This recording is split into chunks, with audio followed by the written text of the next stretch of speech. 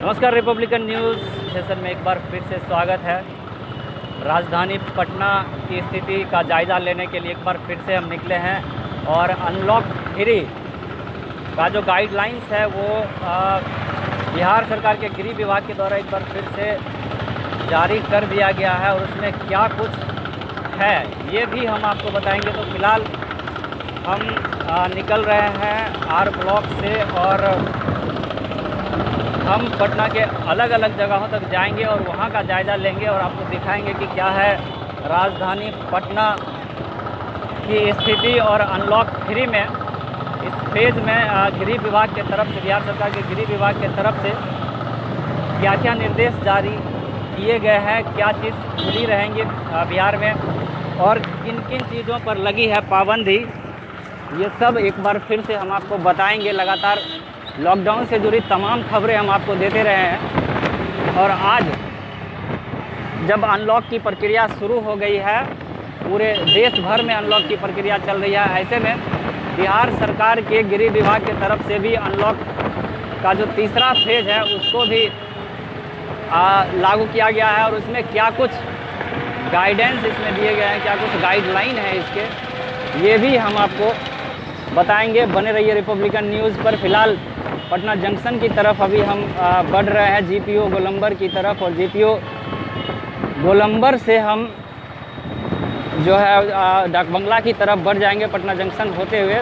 तो हम आपको बता दें कि अनलॉक 3 में जो निर्देश दिए गए हैं वो ये हैं कि पहले की तरह स्कूल कॉलेज पर जारी है, स्कूल कॉलेज नहीं खुलने वाले हैं और जितने भी मॉल्स हैं, कॉम्प्लेक्स हैं जहां पर अत्यधिक भीड़ लगने की संभावना होती है उसे भी बंद रखने का गया है। पहले की तरह ही पिछले कुछ दिन में मॉल्स को खोले गए थे, लेकिन भीड़ की स्थिति को देखते हुए जो है वो फिर से उसे बंद रखने का निर्देश दे दिया गया है प्रदेश में। और अभी की जो स्थिति है, पटना की सड़कों पर लोग लगातार बने हुए हैं और ट्रांसपोर्टेशन भी जारी है, ऑटो चल रही है। लेकिन इस अनलॉक 3 के फेज़ में जो एक बात सामने आई है ट्रांसपोर्टेशन को लेकर, वो ये है कि बसों का परिचालन जो है वो पूरी तरह से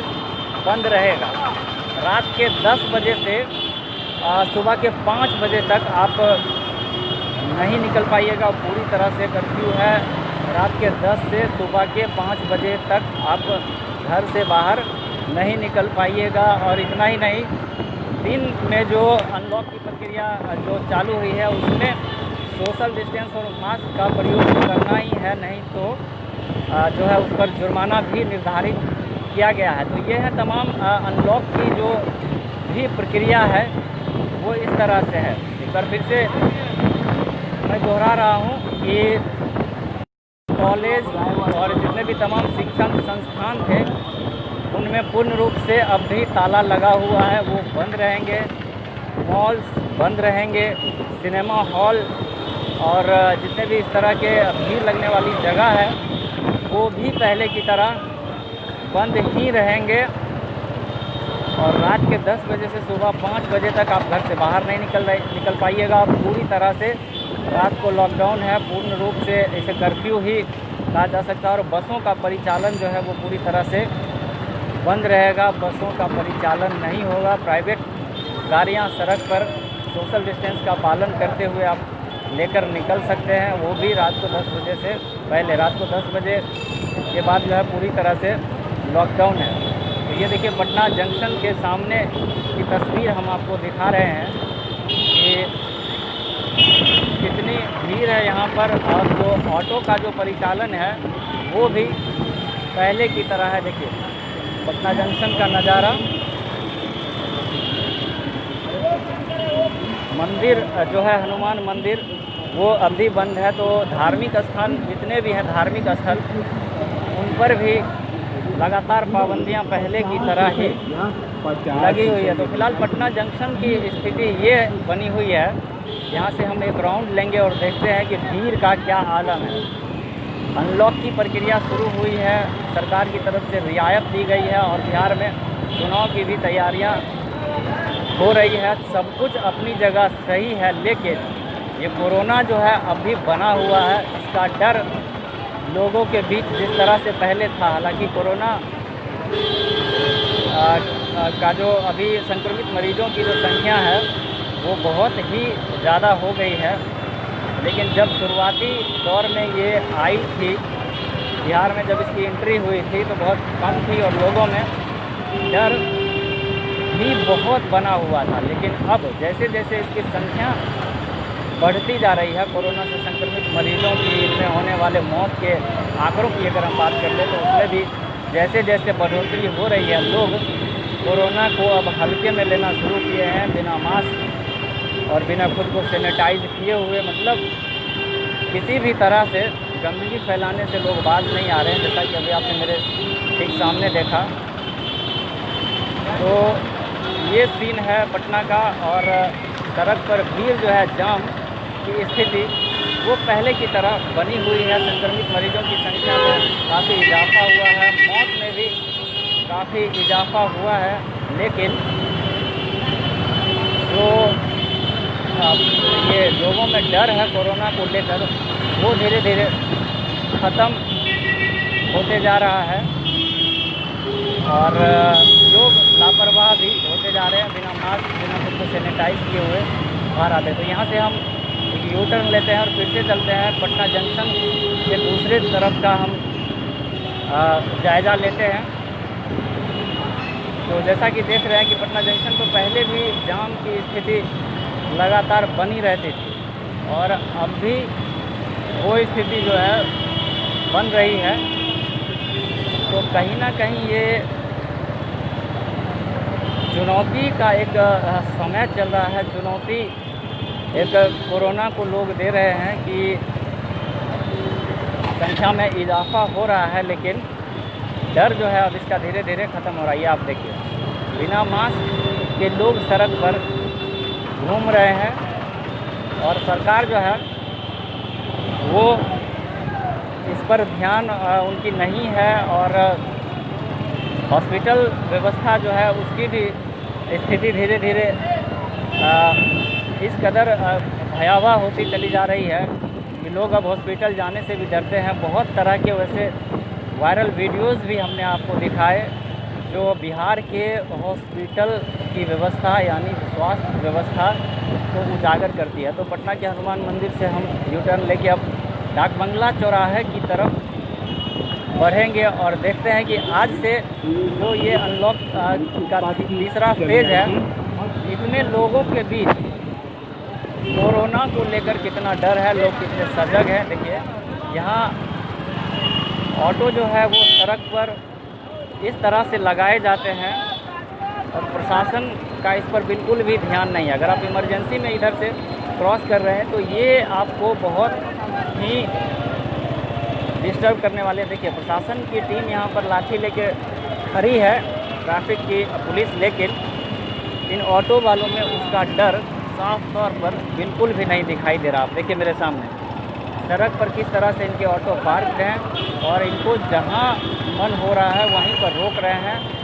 सोशल डिस्टेंस का पालन करते हुए सवारी को बैठाने का निर्देश आया था, लेकिन दूर दूर तक कहीं ये चीज़ नहीं दिख रहा है कि सोशल डिस्टेंस का पालन करते हुए इस पर बैठाया जाए। प्रशासन को भी इस पर ध्यान देना चाहिए था, लेकिन बिल्कुल भी नहीं है। देखिए किस तरह से ठूसा हुआ है ऑटो में पैसेंजर, जो जिस तरह से पहले ठूसा जाता था वैसे ही अब भी ठूसा हुआ है और लोग मास्क लगाए हैं नहीं लगाए हैं इसकी कोई व्यवस्था नहीं है। देखिए किस तरह से ऑटो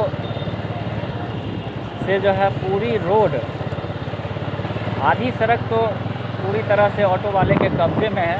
तो यहाँ से अगर आप जल्दबाजी में निकलने की कोशिश कर रहे हैं, अगर आपको पीएमसीएच पहुँचना है, इसी सड़क पर पड़ता है पीएमसीएच, अगर इस सड़क से होते हुए आप नानी मैदान और अशोक राजपथ की तरफ टर्न ले रहे हैं तो आपको तमाम जगहों पर ऐसी ही स्थिति देखने को मिलेगी और सड़क पर जो है पूर्ण रूप से ऑटो वाले का कब्जा है। तो अनलॉक की जो तीसरी प्रक्रिया है ये जो पूरे देश भर में चल रही है, पूरा बिहार की अगर हम बात करें तो बिहार में इसे आज 17 तारीख से 6 सितंबर तक का निर्देश जारी किया गया है कि ये अनलॉक के जितने भी तीसरे जो तो अनलॉक का जो दूसरा फेज है इसमें जितने भी पहलू हैं सब पर ध्यान दिया गया है और 6 सितंबर तक के लिए इसे लागू किया गया है। और इसका जो एक फॉर्मेट आया है उसमें ये है कि स्कूल और कॉलेज है वो बंद रहेगा और मॉल्स बंद रहेंगे, तमाम धार्मिक स्थान बंद रहेंगे और ऐसे तमाम जगह जहाँ पर भीड़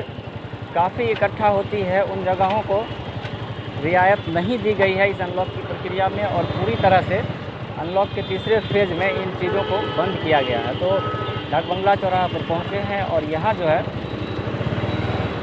फ़िलहाल रेड सिग्नल है, थोड़ा इंतज़ार करना पड़ेगा। लेकिन सड़क की जो स्थिति है उसकी अगर हम बात करते हैं तो ये देखिए, पहले जिस तरह से भीड़ का सामना आप राजधानी पटना में करते थे, अब जो है बिल्कुल वही सीन है। सड़क पर जाम की स्थिति बन रही है, धीरे धीरे लोग सड़क से बाहर निकल गए हैं और कोरोना का डर जो शुरुआती दौर में जब कोरोना के मरीज़ कम थे तब लोगों में डर ज़्यादा थी, लेकिन अब जब मरीज़ की संख्या ज़्यादा हो गई है और मौत के आंकड़े भी बढ़ते जा रहे हैं, तो इस दशा में जब लोगों को और अधिक सतर्क रहने की ज़रूरत है, वैसे में लोग लापरवाह हो रहे हैं और सड़क पर निकल रहे हैं। तो ये सरकार के लिए एक चुनौतीपूर्ण समय है, लेकिन सरकार चुनाव में व्यस्त है, चुनाव की तैयारियों में काफ़ी व्यस्त है। तो फ़िलहाल डाक बंगला चौराहा की स्थिति देख रहे हैं आप। पहले की तरह सड़क पर भीड़ बन गई है और हॉस्पिटल में जो है जांच की व्यवस्था, कोरोना के टेस्टिंग की व्यवस्था एक बार फिर से तेज़ की गई थी, तेज़ी से आ रहे थे, लेकिन उस पर भी लोग पूरी तरह से विश्वास नहीं कर रहे हैं। उसके जांच में भी अब भी खोट आ रहे। देखिए ट्रैफिक सिग्नल पर बच्चे किस तरह से भीख मांग रहे हैं। हमने आज़ादी का 74वां साल मनाया है, लेकिन क्या पूर्ण रूप से अभी तक हम लोग आज़ाद हो पाए हैं? तो अगर ये बच्चा जो ट्रैफिक सिग्नल पर भीख मांग रहा है, इसे बिल्कुल भी आज़ादी का मतलब नहीं पता होगा कि 74 साल आज़ादी के हुए। ट्रैफिक पर छोटे छोटे बच्चे बलून बेचते हुए नज़र आते हैं, महिलाएं भीख मांगते हुए नज़र आती है। तो ये एक अलग ही इशू है, अलग ही मुद्दा है। लेकिन बात कर रहे हैं अभी हम अनलॉक के तीसरे चरण की। तो गांधी मैदान की तरफ बढ़े हैं। सिनेमा हॉल को एकदम से बंद रखा गया है, मॉल्स को बंद रखा गया है।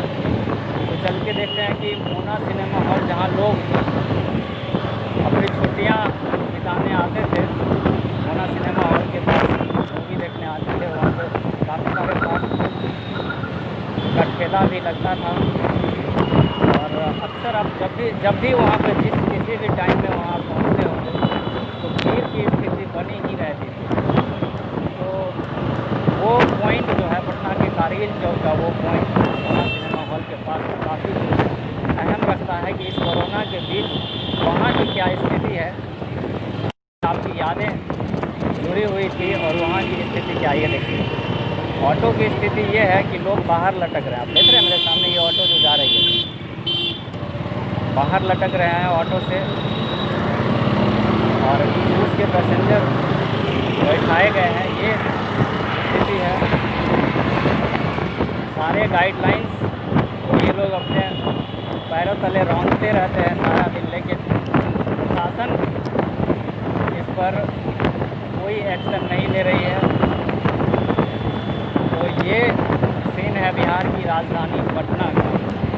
ये देखिए भीड़ लगा के लोग सड़क किनारे जिस तरह से ताश खेलकर अपना मनोरंजन कर रहे हैं। सोशल डिस्टेंस की जितनी हम दिन भर जितनी भी बातें कर लें, लेकिन वो हो नहीं पा रही। ना ही प्रशासन का उस पर कोई ध्यान है और ना ही लोगों का। इसको मान के आगे भीड़ की स्थिति ये है ताला लगा हुआ है। पूर्ण रूप से स्थिति नियंत्रण से बाहर है। कोरोना का जो संक्रमण है वो बढ़ते जा रहा है। हॉस्पिटल में बेड नहीं है मरीज को रखने के लिए, बावजूद इसके का ध्यान इस पर बिल्कुल भी नहीं है और लोग खुलेआम सड़क पर अपनी गतिविधि को अंजाम दे रहे हैं। पूरी तरह से तमाम निर्देश आते हैं और यूं ही चले जाते हैं, कागज़ पर ही आकर कागज़ से ही गुजर कर रह जाती है सरकार के तमाम निर्देश। और कहीं ना कहीं लोग अब कोरोना को उस तरह से भूलने लगे हैं जैसे कोई मेहमान अगर किसी के यहाँ ज़्यादा दिन आके रहते हैं तो उसकी इज्जत में कमी आ जाती है।